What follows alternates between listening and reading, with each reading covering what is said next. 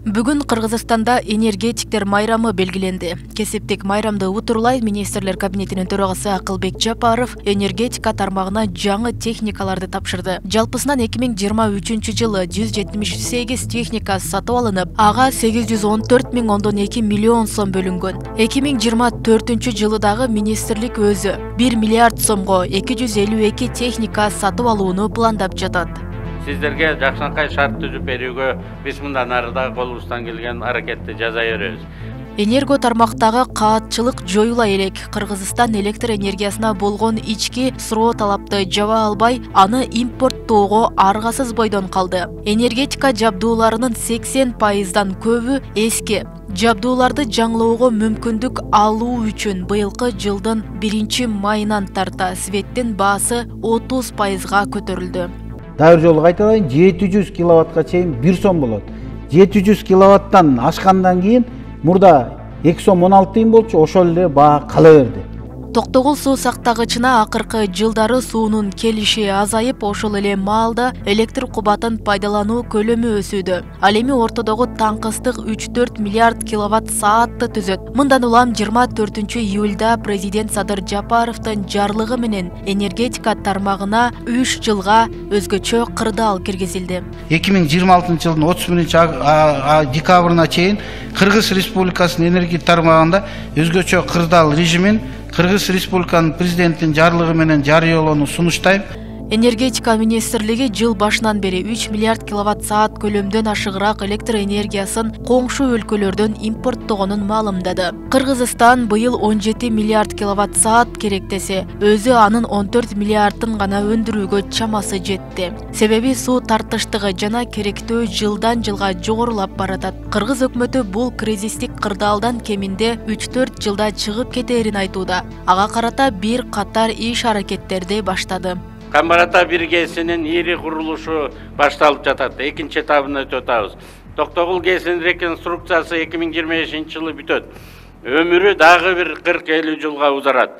Быйыл энергетика тармагында кичи ГЭСтерди куруу жылы деп жарыяланган. Кичи ГЭС курууга кызыктар жеке ишкерлерге шарт түзүү тапшырмасы берилген. Кичи ГЭС курам деген инвесторлор буга чейин ар кайсы 10-15 мамлекеттик мекемеден уруксаат алып жүрүшкөн. Быйыл уруксаат берүүчү мекемелер бир жерге борборлоштуруп, бир катар министрлик ведомстволордун функциялары энергетика министрлигине берилди. Булар мини ГЭСтер курулганы жакшы, бирок мощность азыраак болуп атат. Зато biz hazır 25 mini GES'in жетүү иштеп атат. 7 mini GES бүгүнкү күндө карап көрсөк, бүгүнкү күндө 10 айдын ичинде 7 миллион 188 киловатт саат берди. Элдерге электр энергиясын чыгарып берди. Ал эми өкмөт өз күчү менен Бала Саруу ГЭСин кура баштаганын, мындан тышкары Орто Токой, Сары Жаз, Кара Көл, Төрткүл гидроэлектр станцияларын куруу планын баштады.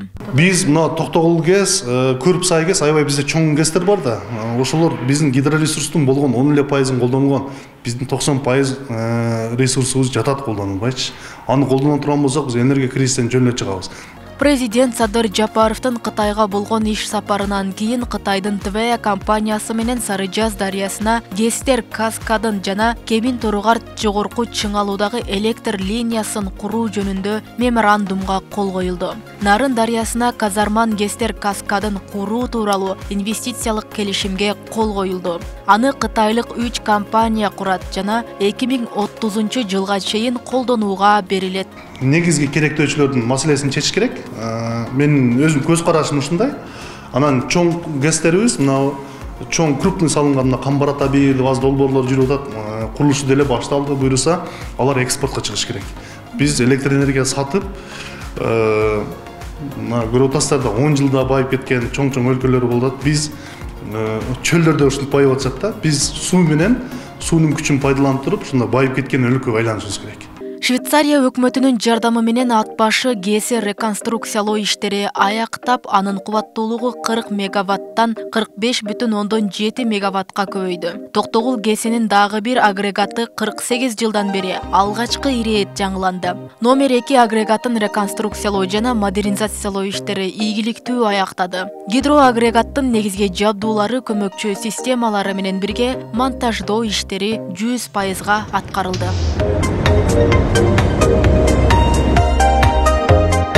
Узак жылдардан бери сөз болуп келе жаткан Камбар-Ата 1 ГЭСинин курууга даярдыктар башталды. Аталган ГЭСти куруу үчүн Кыргызстан, Казакстан жана Өзбекстан биргелешкен ишкана түздү. Учурда ГЭСтин негизги объектилерине бара турган жолдор оңдолууда. Негизги курулуш 2024-жылдан башталат. Биздин максат элибизди үзгүлтүксүз жетиштүү өлчөмдө электр энергиясы менен камсыздап берүү жана 2026-жылы энергетикадагы профицитке чыгып экспортко чыгуу. 30тан ашык чакан ГЭС ишке кирет. 2026-жылдын соңуна чейин Кыргызстанда чоң кубаттуулуктагы 48 гидроэлектр станциясы жана 15 күн менен шамалдын энергия алуучу станциялар курулат. Мындан тышкары Токтогул 3 коргон ГЭСтери реконструкцияланса, кошумча 276 мегабайт кубаттуулук кошулат. Ал эми Камбар-Ата 1 жана Камбар-Ата 2 толук курулуп бүтсө, экөө биригип 2 гигабайттан ашуун кубаттуулукка ээ болот. Өкмөттүн энергетикалык кубаттуулуктар тууралуу жакынкы жылдарга болгон планы мына ушундай болууда. 2024-жылы өлкөнүн энергетика тармагына 74,9 миллиард сом бөлүнөт.